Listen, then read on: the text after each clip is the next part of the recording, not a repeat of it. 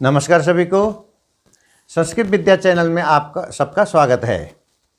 आज हम कक्षा सप्तमी विषय संस्कृतम चतुर्दश पाठ अनारिकाया जिज्ञासा, इस पाठ का हम अभ्यास कार्य करने जा रहे हैं। तो अभ्यास कार्य शुरू करते हैं हम। सबसे पहले प्रश्न संख्या 1। प्रश्न संख्या 1 में प्रश्न है उच्चारणम कुरुत। उच्चारणम कुरुतः का मतलब है उच्चारण करके देखना। हम शब्दों को कितनी अच्छी तरह से उच्चारण कर सकते हैं हम यहाँ पे करते हैं, और उच्चारण के साथ साथ उनके अर्थ क्या हैं ये भी हम जानकारी प्राप्त करते हैं। आइए, मंत्री, मंत्री का मतलब मंत्री है, मिनिस्टर। उसके बाद कर्मकराः, मजदूर। भ्रातृणाम, भ्रातृणाम भाइयों का। नेतरी, नेतरी नेता शब्द का सप्तमी विभक्ति एक वचन है, तो नेतरी नेता में। निर्माणम, निर्माण करना, बनाना, किसी चीज़ का निर्माण करना। जिज्ञासा, जानने की इच्छा। जब किसी की चीज़ की जानने की इच्छा होती है तो उसे जिज्ञासा कहते हैं। उद्घाटनार्थम, उद्घाटन करने के लिए। उद्घाटन करने का मतलब किसी चीज़ की शुरुआत करना। अपृच्छत, पूछा। भ्रात्रा, भाई से या भाई के द्वारा, या भाई द्वारा। भाई से, भाई के द्वारा या भाई द्वारा। पित्रे, पिता के लिए। पितृणाम, माता पिता के लिए। चिंतयति, सोचता है। इस प्रकार से ये उच्चारणम कुरुतः जो प्रथम प्रश्न है यह हमने किया। इसके बाद आप देखेंगे तीसरा प्रश्न, ये तृतीय प्रश्न है। यहाँ पर तृतीय प्रश्न में रेखांकित पदानि आधृत्य प्रश्न निर्माणम कुरुत। जो रेखांकित शब्द हैं उनको लेकर के हमें प्रश्न निर्माण करना है। देखिए, अनारिकाया प्रश्न सर्वेषां बुद्धि चक्रवत भ्रमति। अनारिका या प्रश्न, अनारिका के प्रश्नों से सर्वेषां बुद्धि, सबों की बुद्धि चक्रवत भ्रमति, चक्कर खा जाती है, यानी कि सबकी बुद्धि चकरा जाती है। अनारिका इतने सारे प्रश्न पूछती है कि बताने वाला थोड़ा सा उसके उत्तर ढूंढते ढूंढते परेशान हो जाता है। तो अनारिकायाः यहाँ पर रेखांकित है, इसकी जगह हमें लिखना है कस्याः। ख में देखेंगे, मंत्री सेतु उद्घाटनार्थम आगच्छति। मंत्री सेतु उद्घाटनार्थम, सेतु का मतलब पुल, पुल के उद्घाटन के लिए आगच्छति, आते हैं। अब यहाँ पे उद्घाटनार्थम यहाँ पे रेखांकित है, इसकी जगह हम लिखेंगे किमर्थम। किमर्थम का मतलब किस लिए, मंत्री किस लिए आते हैं। ग में कर्मकरा सेतु निर्माणम कुर्वन्ति। कर्मकराः माने मजदूर, सेतु का निर्माण करते हैं। सेतु मतलब पुल, पुल का निर्माण करते हैं। तो कर्मकरा में रेखांकित है, इसकी जगह हम लिखेंगे कि। बहुवचन की जगह बहुवचन, एक वचन की जगह एक वचन, प्रश्नवाचक में। और जिस विभक्ति का होगा उसी विभक्ति का एक वचन या बहुवचन। फिर घ को देखेंगे हम, पर्वतेभ्य प्रस्तराणि आनीय सेतु निर्माणम भवति। पर्वतों से, प्रस्तराणि माने पत्थर, ला करके, आनीय ला करके, सेतु निर्माणम भवति, सेतु का निर्माण होता है। तो पर्वतेभ्य के लिए हम लिख सकते हैं केभ्य या कुतः। केभ्य कहाँ से, या कुतः भी कहाँ से। अंग में देखेंगे, जना सर्वकाराय देशस्य विकासार्थम धनम ददति। लोग सरकार को देश के विकास के लिए धन देती है, यानी कि जनता सरकार को देश के विकास के लिए धन देती है। सर्वकाराय ये रेखांकित है, तो इसकी जगह हम लिखेंगे कस्मै। तो इस प्रकार से ये पहला प्रश्न और तीसरा प्रश्न आपके सामने लिखा गया है।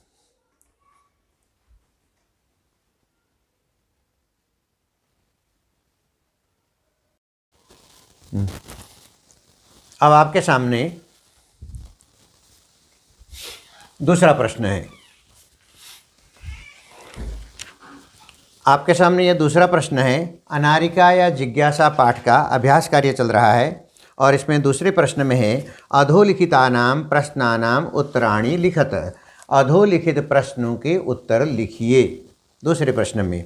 अब इसमें प्रश्न सुनिए, कस्या महती जिज्ञासा वर्तते, किसकी बहुत सारी जिज्ञासाएं हैं। जिज्ञासा माने जानने की इच्छा। कौन ऐसा है जो बहुत सारा जानने की इच्छा रखती है। तो कस्या को रेखांकित करेंगे जो प्रश्नवाचक है और उसकी जगह लिखेंगे अनारिकाया। अनारिकाया महती जिज्ञासा वर्तते, यानी कि अनारिका की बहुत सारी जिज्ञासा हैं। दूसरा प्रश्न, मंत्री किमर्थम आगच्छति, मंत्री किस लिए आ रहे हैं। तो यहाँ पर किमर्थम प्रश्नवाचक है, उसको रेखांकित करेंगे और उसकी जगह लिखेंगे सेतोः उद्घाटनार्थम।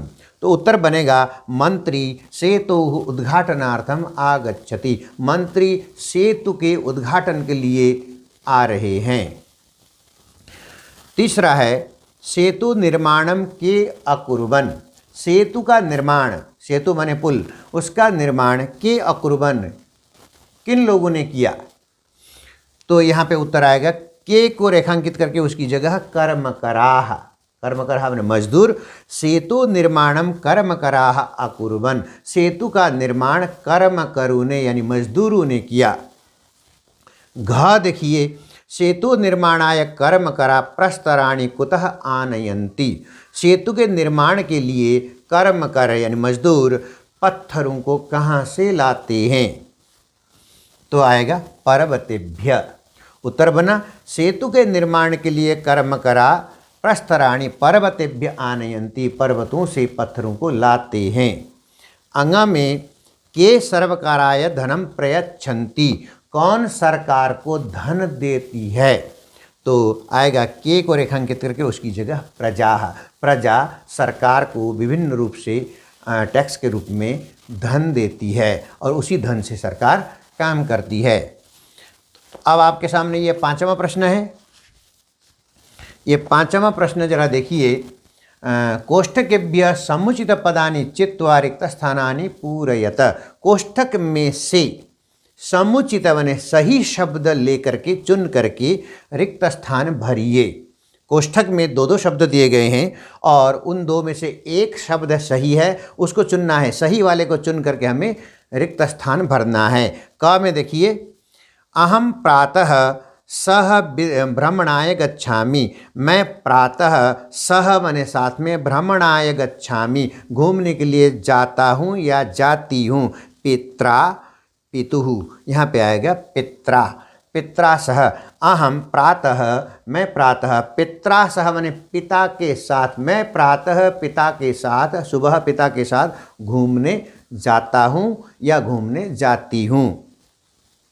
ख में बाला आपणात् फलानि आनयति, बाला बालक या बालिका आपणात् फलानि आनयति, बाजार से फल लाती है।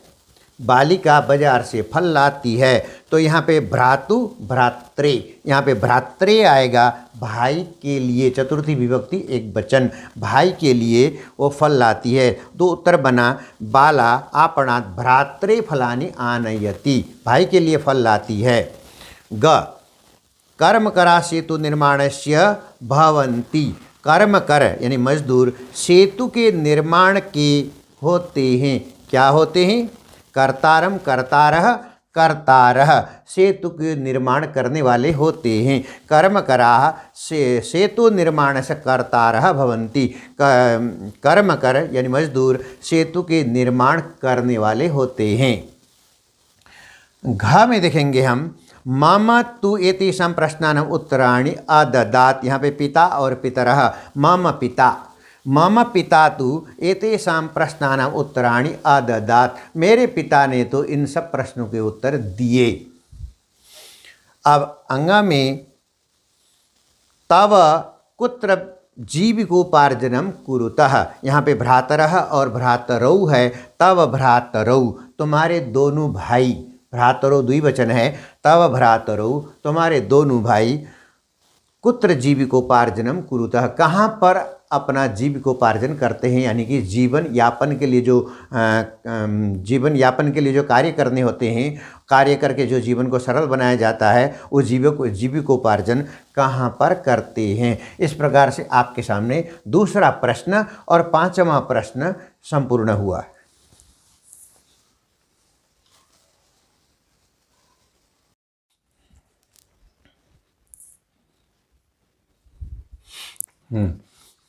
हाँ बच्चों, अब आपके सामने ये चौथा प्रश्न है। हम पहला, दूसरा, तीसरा और पांचवा प्रश्न कर चुके हैं। और चौथे प्रश्न को देखिए आप, उदाहरणानुसारम रूपाणी लिखत, उदाहरण के अनुसार रूपों को लिखिए। रूप मीन्स शब्द रूप, यहाँ पे शब्द रूपों को दिया हुआ है और उनके उदाहरण पुस्तक में दिए हुए हैं। देखिए, सबसे पहले विभक्ति एकवचनम, द्विवचनम और बहुवचनम ये दिया हुआ है। ये विभक्ति हैं, ये एकवचनम के शब्द हैं, द्विवचनम के शब्द हैं और ये बहुवचनम के शब्द हैं।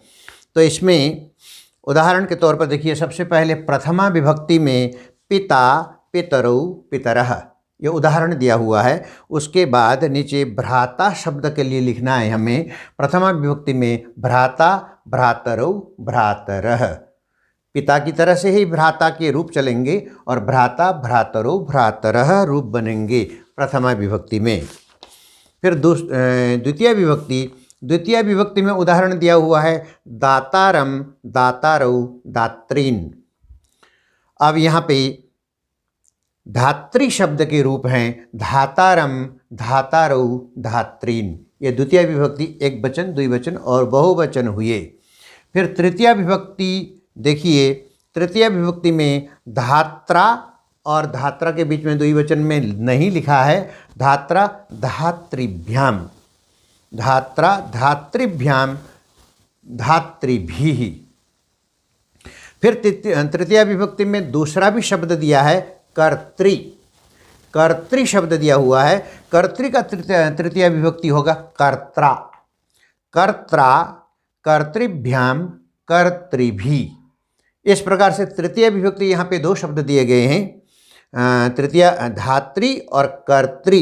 धात्री का धात्रिभ्याम और कर्त्री का कर्त्रा, कर्तृभ्याम, कर्तृभिः ये शब्द हुए। अब आप देखेंगे चतुर्थी विभक्ति में उदाहरण है नेत्री, नेत्रिभ्याम, नेत्रिभ्य। नेत्रे माने दो आँखें, हमारी जो आँखें हैं, नेत्रे, नेत्रिभ्याम, नेत्रिभ्य। अब उसके बाद विधात्री शब्द दिया हुआ है, उसके रूप लिखने हैं विधात्री, विधात्री, विधातृभ्याम, विधातृभ्य। विधाता, विधाता ईश्वर, भाग्य। विधात्री, विधातृभ्याम, विधातृभ्य। फिर पंचमी विभक्ति में आप देखेंगे, हाँ पंचमी विभक्ति में उदाहरण है कर्तुः, कर्तृभ्याम, कर्तृभ्यः, कर्तुः, कर्तृभ्याम, कर्तृभ्यः। अब उसके नीचे हर्त्री शब्द दिया हुआ है, हर्त्री शब्द के लिए हर्तुः, हर्तृभ्याम, हर्तृभ्यः, हर्तुः, हर्तृभ्याम, हर्तृभ्यः। ये पंचमी विभक्ति हुआ। अब षष्ठी विभक्ति आप देखेंगे तो पितुः, पितरो, पितॄणाम ये उदाहरण है और उसके नीचे भ्रातृ शब्द दिया हुआ है। भ्रातृ के रूप हम लिखेंगे भ्रातुः, भ्रात्रो, भ्रातॄणाम। ये शब्द रूपाणी आपको षष्ठी विभक्ति तक यहाँ पर उल्लेखित हुए हैं और इसके बाद फिर आगे के दो किए जाएंगे।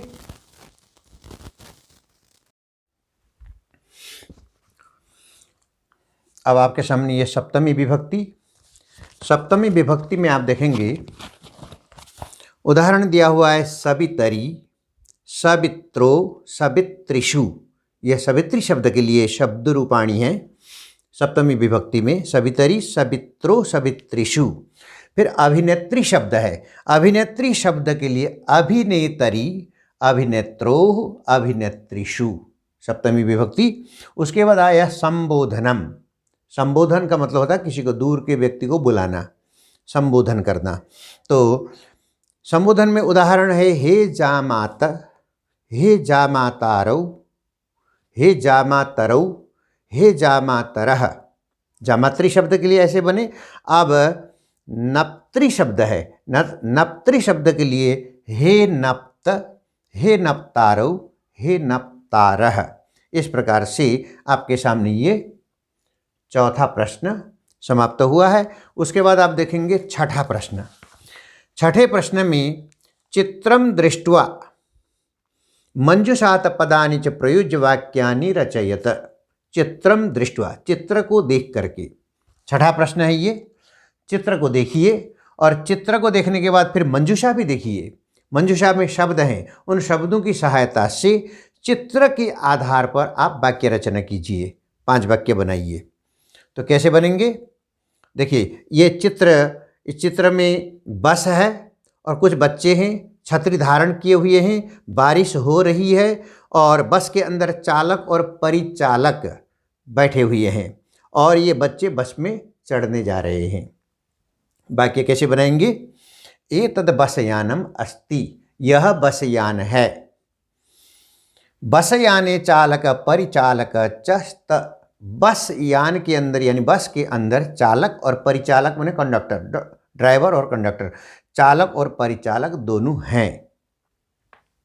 बाला बसयानम आरोहंती, बच्चे बसयान में, बालाह मतलब लड़के लड़कियां दोनों ही, बालाह बहुवचन में, बसयानम आरोहंती बसयान में चढ़ रहे हैं। बाला छत्रम धारयंती, बच्चे छत्र धारण किए हुए हैं, छाता ओढ़े हुए हैं। और वर्षायामते छत्रम, बाला छत्रम धारयंती वर्षायामते छत्रम धारयंती, वर्षा में वे छत्र धारण किए हुए हैं। तो वर्षा हो रही है, छत्र धारण किए हुए हैं। इनके अलावा आप अपनी ओर से चित्र में जो कुछ दिख रहा है, अगर इसके अतिरिक्त, तो वो भी वाक्य आप बना सकते हैं। ठीक है, इस तरह से ये छठा प्रश्न आपके सामने पूर्ण हुआ है।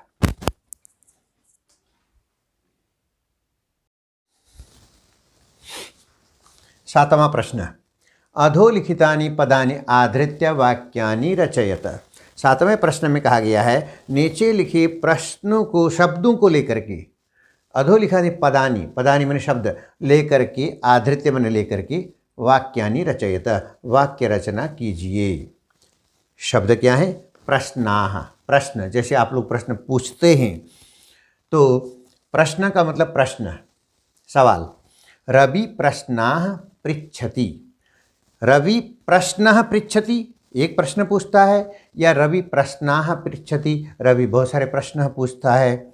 रेखा प्रश्नः पृच्छति, रेखा प्रश्न पूछती है। सरिताः प्रश्नः पृच्छति, अहम प्रश्नः न पृच्छामि, देवः प्रश्नः न पृच्छति।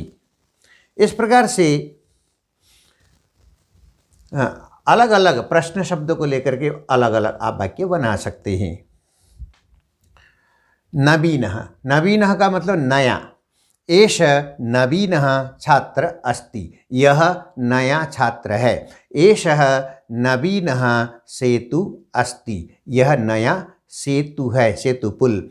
एषः नवीनः आसंदिका अस्ति, यह नया कुर्सी है।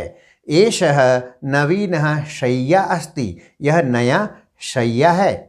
एषः नवीनः न अस्ति, यह नया नहीं है। एषा घटिका नवीना न अस्ति, ये घड़ी नई नहीं है। इस प्रकार से आप नवीन शब्दों को लेकर के नया शब्द कोई भी वाक्य बना सकते हैं। प्रातः, प्रातः का मतलब सुबह। अहम प्रातः भ्रमणाय गच्छामि, मैं प्रातः मैंने सुबह भ्रमण के लिए, घूमने के लिए जाता हूँ या जाती हूँ, दोनों के लिए होगा।